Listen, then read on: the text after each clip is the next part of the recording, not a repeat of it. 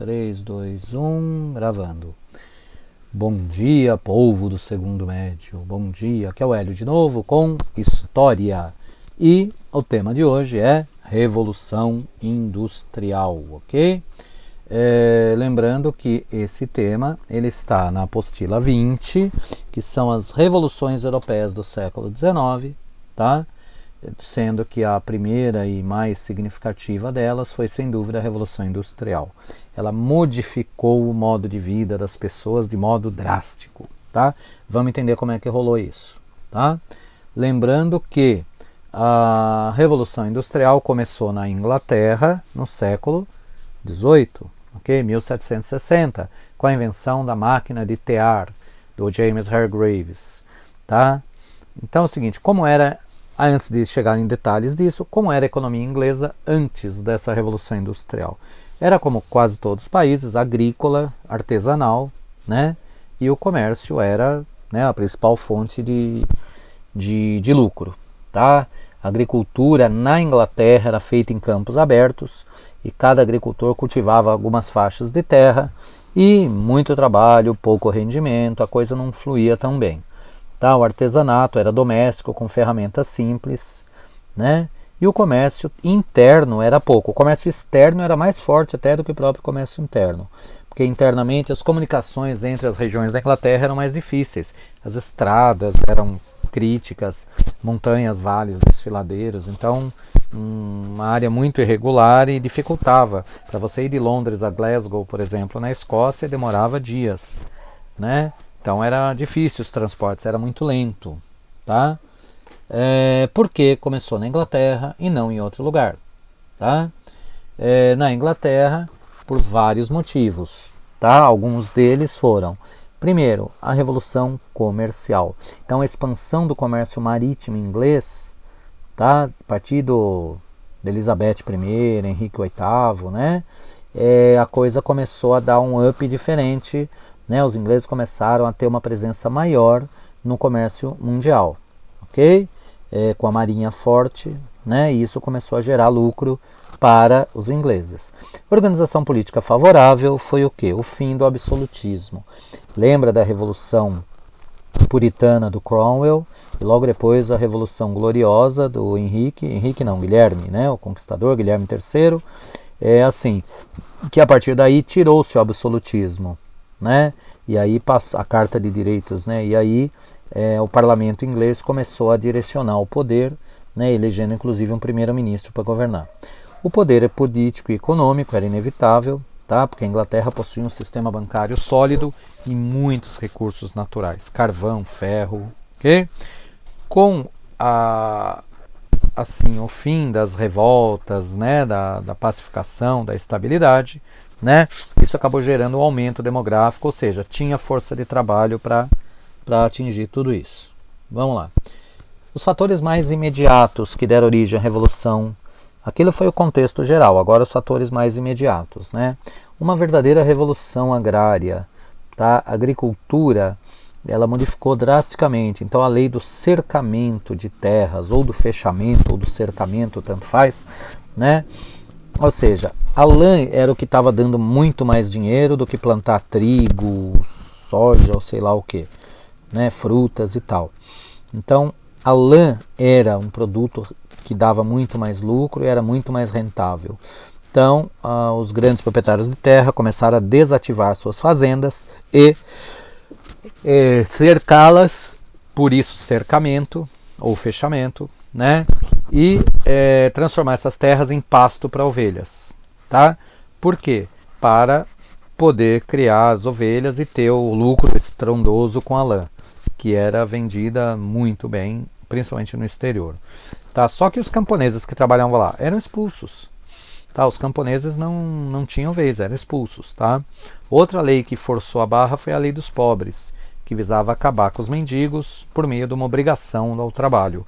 Essa lei não durou muito tempo, tá? Porque é de difícil implantação, tá? Lembrando que aquela coisa de prisão por vadiagem veio a partir dessa lei. Você está vadiando, não tem trabalho, vai preso, né?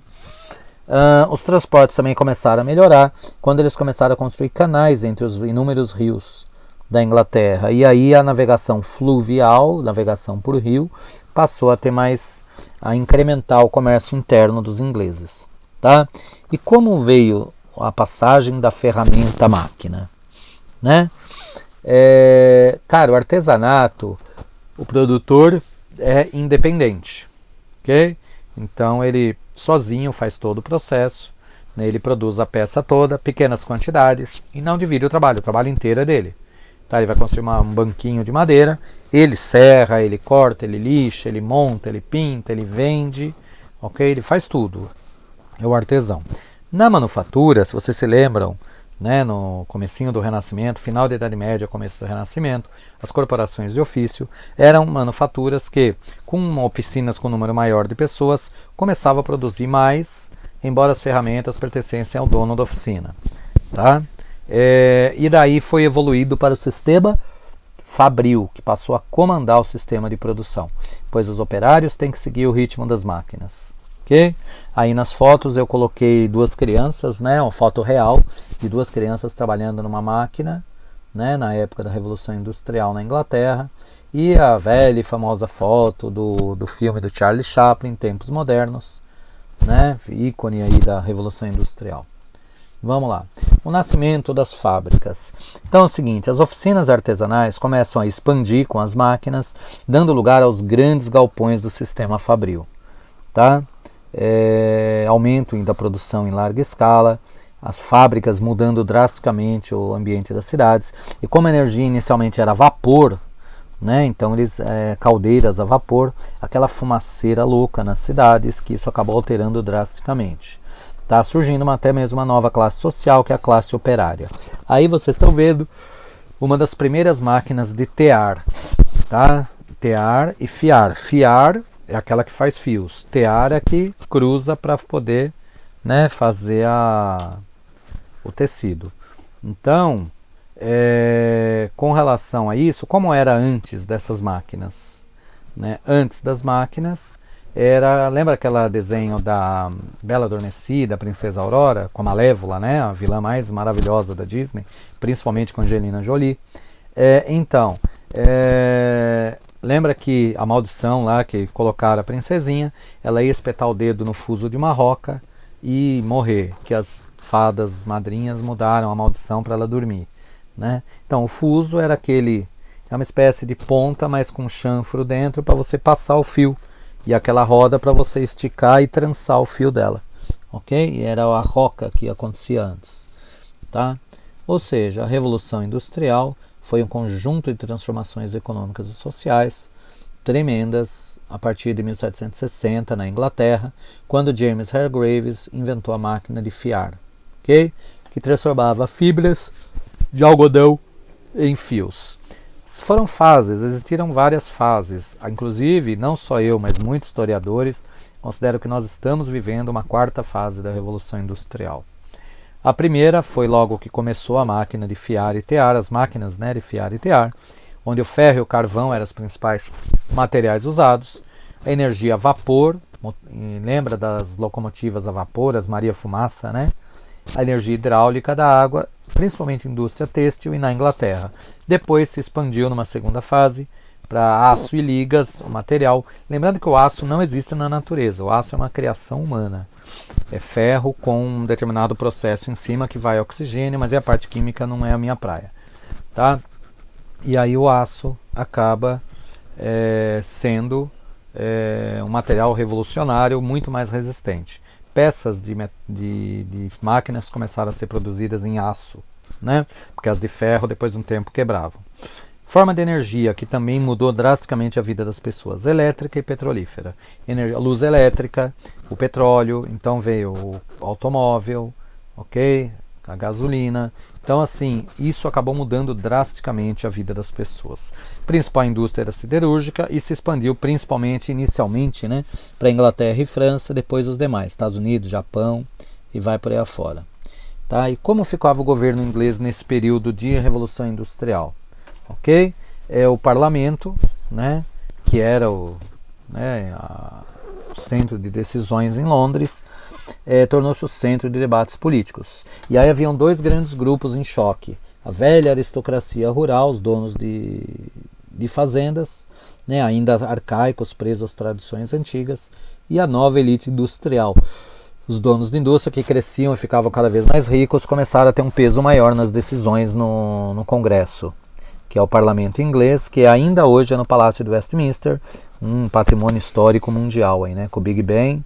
Né, quem viu o filme V de Vingança lembra desse prédio, que era esse prédio que eles queriam destruir. Ok? E não conseguiram, ainda bem. Né? Vamos lá. A Revolução Industrial não foi tranquila, sossegada, que todo mundo aplaudindo. Não, teve uma série de problemas. Tá? Então, alguns operários eram demitidos. Quando chegava a máquina nova, mais ampla, demitiam mais funcionários, os salários eram ridículos, a jornada de trabalho absurda, né? E isso acabou gerando protestos. Alguns, inclusive, culpavam as próprias máquinas como inimigas. Eles invadiam as fábricas de noite e, na marretada, quebravam as máquinas.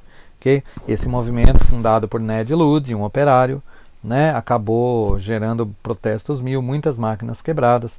A polícia prendeu um monte de gente, menos o Ludd. Tá? Teve gente que inclusive duvidou da existência dele, tá? Porque ele sumiu, né? Okay? Teve outro incidente terrível, que foi o massacre de Peterloo, também na Inglaterra, onde polícia e manifestantes se enfrentaram, resultou em 15 mortos e mais de 600 feridos. Né? Quais os resultados da Revolução Industrial? Cara, um crescimento econômico drástico, o sistema fabril, né? Expansão da economia, divisão internacional de trabalho, onde países industriais passaram a ter mais status, tá? Imperialismo e colonialismo, porque os países precisavam de novas fontes de matéria-prima barata e novos mercados consumidores. Em termos sociais, êxodo rural e urbanização, as cidades começaram a encher, o surgimento de uma classe operária e de uma classe média, né, e o surgimento de sindicatos e cooperativas. Em termos políticos, o centro de decisões saiu do interior da Inglaterra, dos grandes líderes rurais, para os líderes industriais das grandes cidades.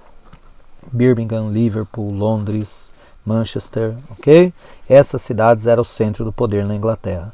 E viram a força política do operariado e da classe média, tá? Industrializando e mantendo o poder político sob a égide, ok? Deles. Os resultados culturais, novos investimentos na ciência, claro, eles precisavam ampliar a tecnologia, e ao ampliar a ciência, né, começou a ter investimentos em ciência, desde que tivesse um resultado prático em termos de máquina, em termos de progresso econômico. Tá? Tanto cresceu que a economia passou a ser uma nova ciência. Tá? A economia, que não era, né, passou a ser uma ciência a partir desse período. Tá? Escola clássica, liberalismo, né, que acabou gerando, tem outra aula só disso.